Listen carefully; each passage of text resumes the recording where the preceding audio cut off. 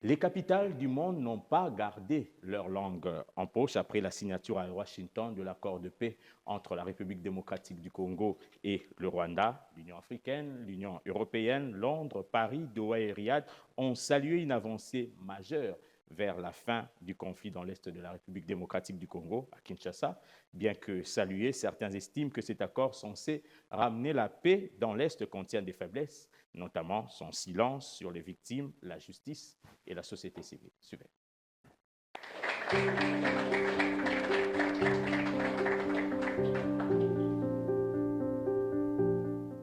Le 27 juin 2025 marque une date symbolique dans l'histoire récente des Grands Lacs.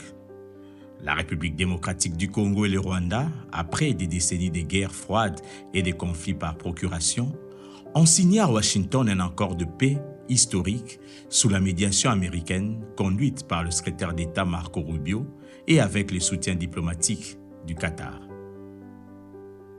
Mais derrière la poignée de main tant attendue entre la ministre congolaise des Affaires étrangères Thérèse Kayikwamba et son homologue rwandais, une question fondamentale hante encore l'opinion congolaise.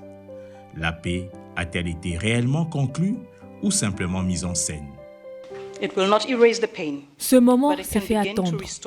Il n'effacera pas la douleur, mais il peut commencer à restaurer ce que le conflit a privé de sécurité, de dignité et d'avenir à de nombreuses femmes, hommes et enfants. Pour la région des Grands Lacs, il offre une rare occasion de tourner la page, non seulement par des mots, mais par un réel changement sur le terrain. Cet accord de paix est le point de départ et non l'objectif final. L'accord s'articule autour de 6 engagements clés. Cessation immédiate des hostilités, retrait progressif des troupes rwandaises et des groupes armés étrangers, neutralisation des FDLR, retour des déplacés dans la dignité, mise en place d'un mécanisme conjoint de coordination sécuritaire, relance des échanges bilatéraux sur le plan économique, humanitaire et sécuritaire. Alors, il faut tenir compte des implications de cet accord en ce qui concerne les responsabilités de la RDC. Il y a notamment la revitalisation du processus de Nairobi. Le problème, c'est que le processus de Nairobi a été mis en mal, entre autres, à cause d'une révision tactique de la RDC consistant, plutôt que de désarmer les combattants de certains groupes armés opposés au Rwanda, ils ont été intégrés dans ce qui a été appelé Wazalendo ou aussi réserve de la défense, mais qui jouent un rôle non négligeable dans la lutte contre l'armée rwandaise et le M23. Une architecture ambitieuse qui, en théorie, vise à désamorcer les tensions structurelles ayant conduit à la résurgence du M23, dont les exactions ont provoqué, selon les Nations Unies, plus de 3000 morts entre janvier 2022 et janvier 2025. L'accord de Washington n'est pas le premier du genre. En 2013, l'accord cadre d'Addis Abeba réunissait déjà les mêmes espoirs. Mais son application fut torpillée par les intérêts croisés et les manques de mécanismes de contrôle contraignants. Le Rwanda, accusé à maintes reprises de soutenir le M23 et de piller les ressources congolaises, n'a jamais pleinement respecté ses engagements antérieurs. Cette fois-ci, les États-Unis jouent le rôle des garants et non plus de simples facilitateurs. L'administration Trump, dans un rare engagement direct en Afrique, a averti qu'un non-respect entraînerait des conséquences économiques et diplomatiques immédiates, notamment sur les aides et la coopération militaire. Serving as the AU facilitator to ensure implementation of the agreement.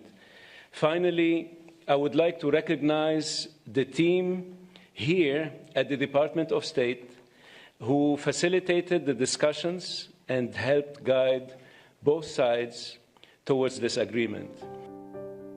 Mais le diable est dans les détails. Aucun calendrier précis n'a été publié pour le retrait effectif des troupes rwandaises, ni pour la neutralisation des FDLR. La conditionnalité posée pour ce retrait crée une brèche de manœuvre que Kigali pourrait exploiter pour justifier son maintien sur le sol congolais. L'accord reste silencieux sur le sort du M23.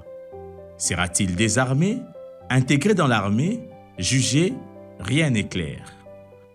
Quand on lit et on comprend certains termes de cet accord, notamment la légitimation de l'AFC comme interlocuteur valable du gouvernement et l'imposition donc faite à la RDC de parvenir à un accord avec l'AFC M23.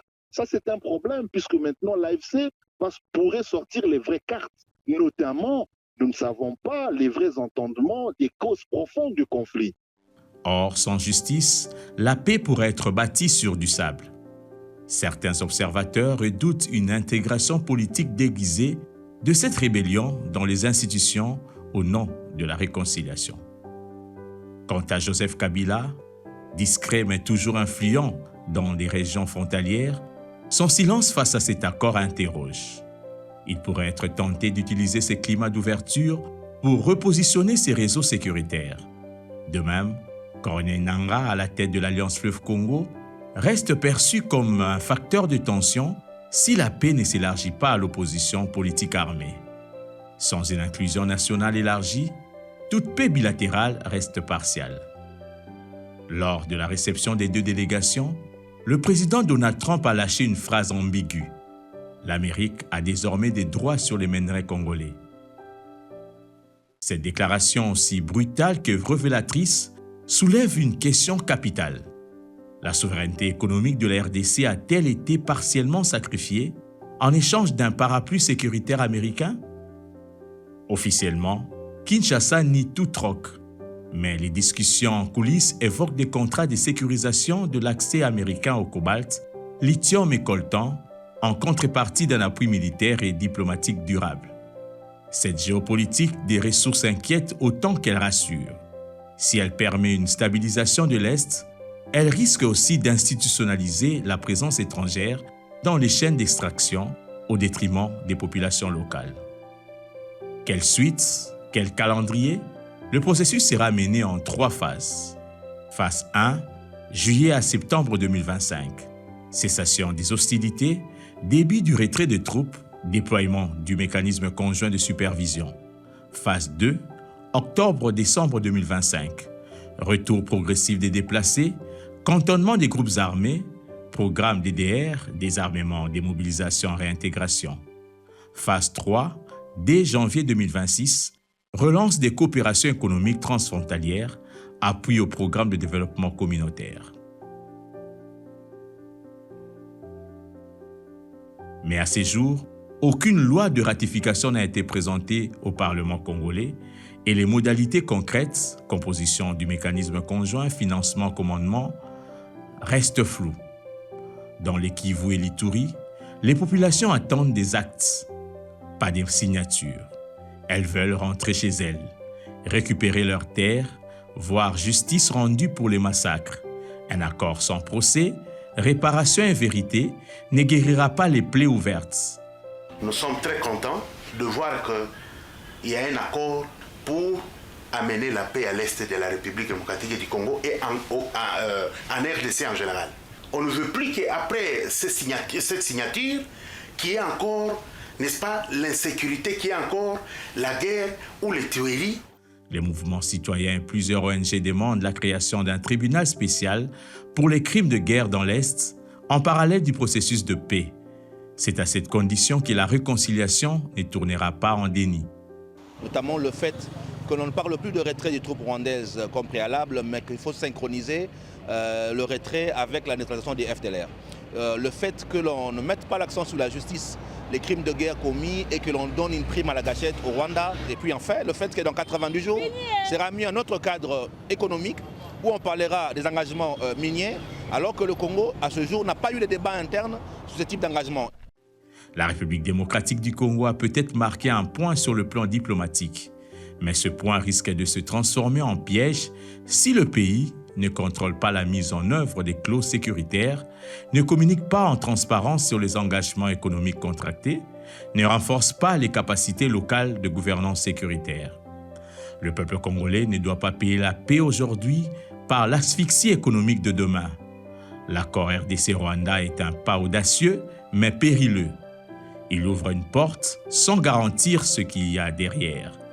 Sa réussite dépendra moins des promesses de Washington ou de Kigali que de la capitale de Kinshasa, à veiller à sa souveraineté, exiger des comptes, inclure tous les acteurs y compris les voix critiques et marginalisées. Sans cela, cet accord restera un épisode de plus dans la longue série des paix impossibles.